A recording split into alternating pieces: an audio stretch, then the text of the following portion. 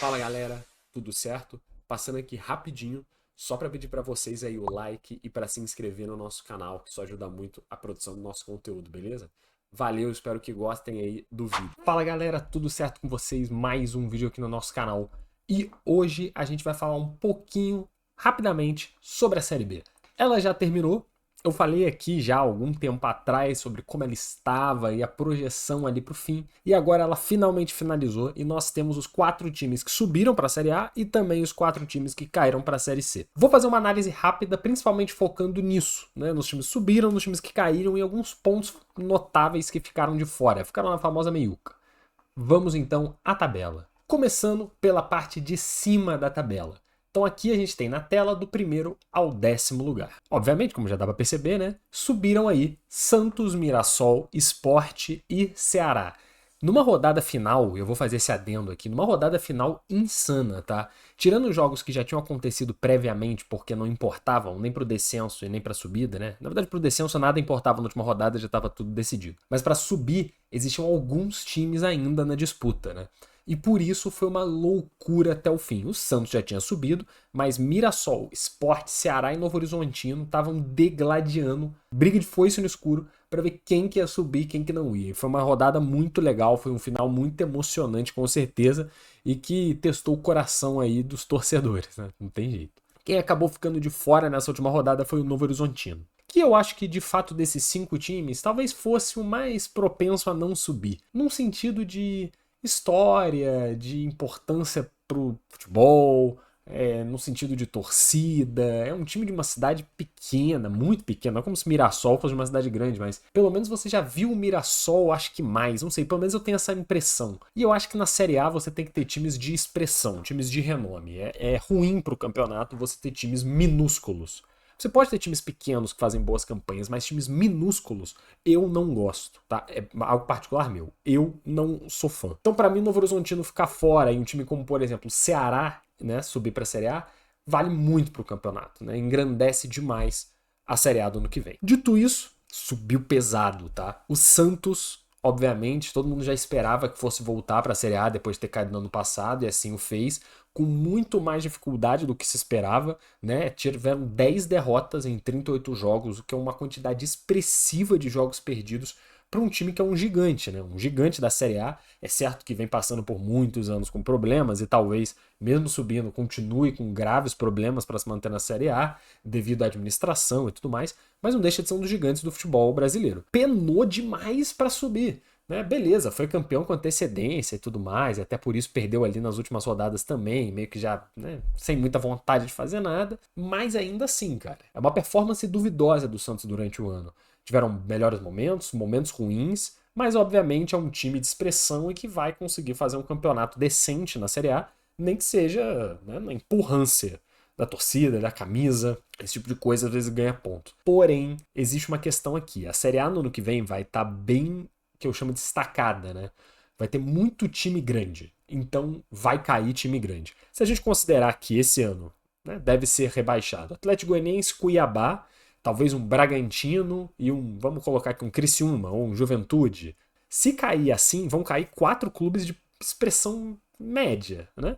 E subindo Ceará, Sport, Santos, você tem um desnível aí. Subiu um pequeno, que é o Mirassol, né? E vão cair 4 clubes pequenos barra médios. Então, cara, vai ter muita vaga para time grande ser rebaixado no ano que vem.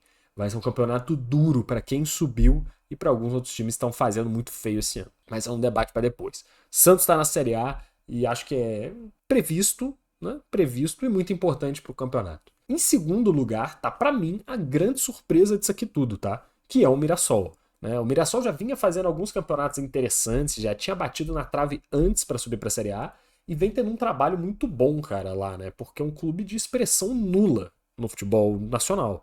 É um clube de uma cidade muito pequena, que não tem nenhum título, né, expressivo, nem nada, e que, cara, vai conseguir disputar, se eu não me engano, pela primeira vez, a Série A do Campeonato Brasileiro. Pra mim é o primeiro rebaixado, tá? Não tem nem muito o que falar aqui. O nível de investimento que o Mirassol vai ter, de capacidade de se preparar para a Série A, não vai ser compatível com o que deveria ser feito. E não por demérito do clube, mas por falta de experiência e por simples falta de dinheiro, falta de investimento. Muita coisa vai mudar no Mirassol pro ano que vem. Mas eu ainda acho que não vai ser suficiente para o time nem brigar. Eu não consigo ver o Mirassol fazendo jogo duro contra Botafogo, Palmeiras, Flamengo, Inter, Fortaleza, Grêmio, Corinthians. Putz, e você vai listando aí.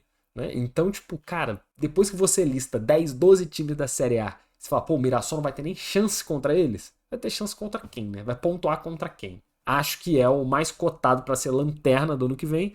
E nada contra. Na verdade, é natural. Né? O negócio vai ficar mais difícil. Série A é muito complicada, mas eu acho que já é histórico o feito que o Mirassol fez de subir e de estar na Série A. Isso para mim já é uma demonstração de um trabalho bem feito. E só fica na Série A time que sobe, né? Pode ser que suba e caia, depois de algum tempo suba de novo. Tem que estar presente. E é um primeiro passo muito importante para o Mirassol, pensando no futuro, se assim eles quiserem fazer. O Sport e o Ceará, eu vou falar aqui dos dois, porque para mim é um cenário parecido, né? Tem duas características que eu acho que são importantes sobre esses times. Eles viveram momentos difíceis no campeonato. O Sport estava muito bem e aí teve uma derrocada imensa mais pro final e quase ficou de fora. E o Ceará, ele veio de um início muito ruim de campeonato e teve uma recuperação no segundo turno colossal para conseguir na bacia das almas, no número de vitórias totais, mas no saldo de gol também seria, né? Se classificar para a Série A. Eu acho que, de novo, assim como o Santos, né, para o campeonato brasileiro é muito bom ter esses times. Né? Agora você vai ter mais um clássico, o clássico cearense, entre o Ceará e o Fortaleza.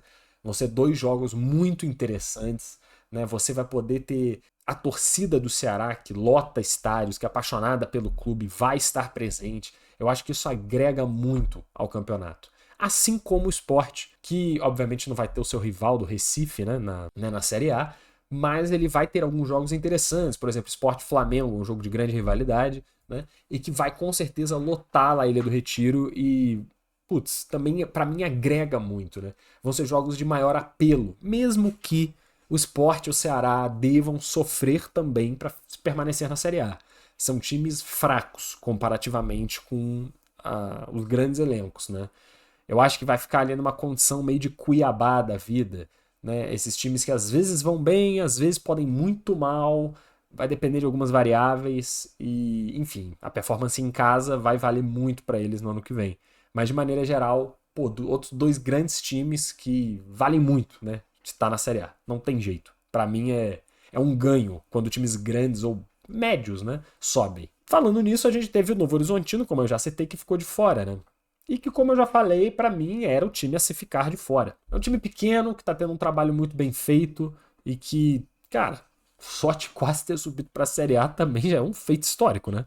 Você parar pra pensar que, por exemplo, nessa tabela aí de top 10, você tem o Goiás em sexto. O Goiás é um time gigante aí do centro-oeste do Brasil, provavelmente o maior. Acho que é o maior time do centro-oeste do Brasil. Então, que figura na Série A ano sim, ano também. Aí às vezes cai, fica uns anos na Série B, mas é um time que figura muito na Série A, na elite do campeonato. E, cara, o Novo Horizontino fez um campeonato melhor do que o Goiás. Com menos investimentos, é certo. Então, pô, já valeu muito o campeonato Novo Horizontino. E o Goiás é o primeiro fora da curva, né? Que não fez um campeonato ruim, não. Por exemplo, perdeu menos do que o Ceará. E o Ceará foi um time que subiu. Foi no detalhe. A Série B também tem essas, né? Existe muita coisa que acaba ficando no detalhe e o Goiás acabou ficando de fora. Seria legal subir. América Mineiro, que também ficou em oitavo, um time que vinha figurando na Série A bastante nos últimos anos, até tendo performances superiores ao Atlético ou Cruzeiro, né? Principalmente ao Cruzeiro, que veio de alguns anos bem ruins. Mas agora comeu meia bomba, caiu para a Série B e ficou por lá, né? E não teve nem muita chance de subir. Até brincou em umas horas, mas não rolou. Vamos agora à parte de baixo da tabela para falar sobre os times que caíram para a Série C. Bom, aqui nós temos do 11º ao 20º, tanto os times aí que ficaram na parte de baixo e não fizeram absolutamente nada no campeonato, tanto os nossos queridos 4 times que caíram para a Série C. Eu vou começar dos que não caíram, né? Para mim tem aqui 2 times que vale mais a pena falar, e um terceiro que é legal de comentar. O Amazonas foi um time que é um time legal de comentar, né? Subiu da Série C, o primeiro time do norte do Brasil a fazer uma campanha desse tamanho e fez um bom campeonato, tá?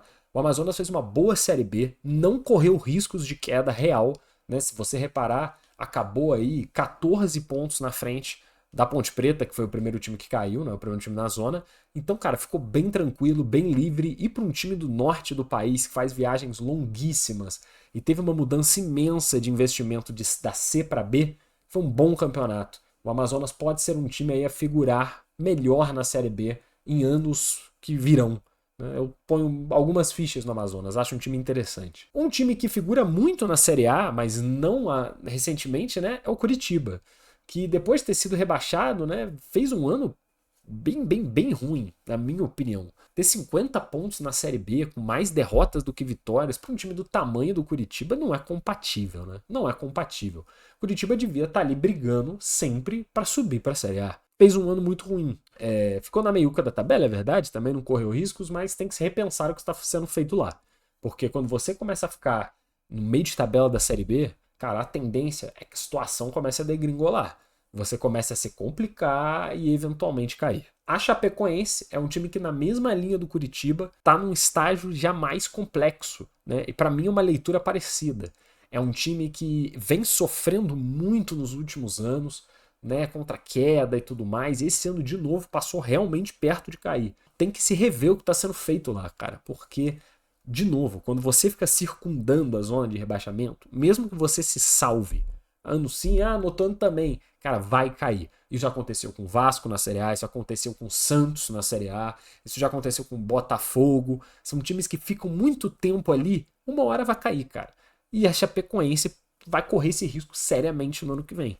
Então tem que rever seus processos também para dar um up e não ficar nessa situação. Dos 4 que caíram, vou falar primeiro dos 2 que para mim é mais óbvio. Brusque e o Ituano. Né? O Brusque fez um campeonato muito ruim e o Ituano também um negócio tenebroso. Né? O Ituano teve 23 derrotas em 38 jogos. É uma performance muito fraca. Um time que jogava mal. E é muito curioso ver isso porque há pouco tempo atrás o Ituano vinha fazendo boas performances de Campeonato Paulista, quase subiu para a Série A na tal da Batalha de Itu contra o Vasco. Não sei quem vai lembrar disso. O Vasco jogou a Batalha de Itu, né? E o Ituano perdeu. Se tivesse vencido aquele jogo, se eu não me engano, teria subido. Mas quem subiu acabou sendo o Vasco. Algo aconteceu no Ituano, né? E é complicado porque esses times de menor expressão, que às vezes tem menos torcida, cara, quando caem para a Série C vira um calvário. Já é muito duro para os times maiores que acabam caindo também.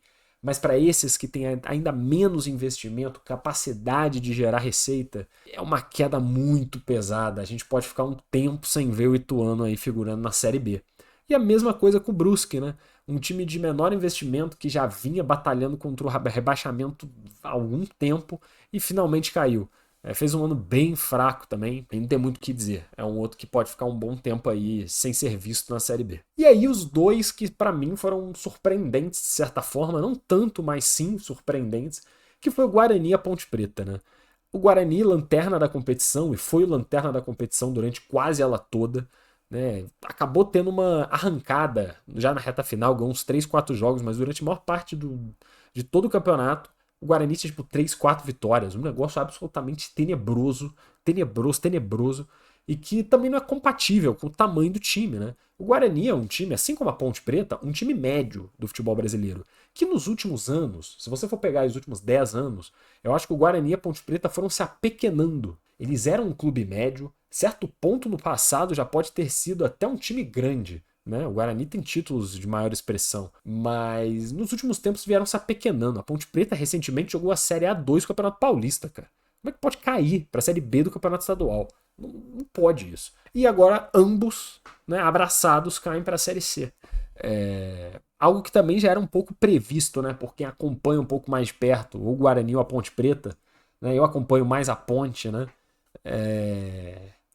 E, cara, foi muito duro ver o campeonato. A Ponte Preta é um time muito ruim. Muito ruim. Mas ruim de doer.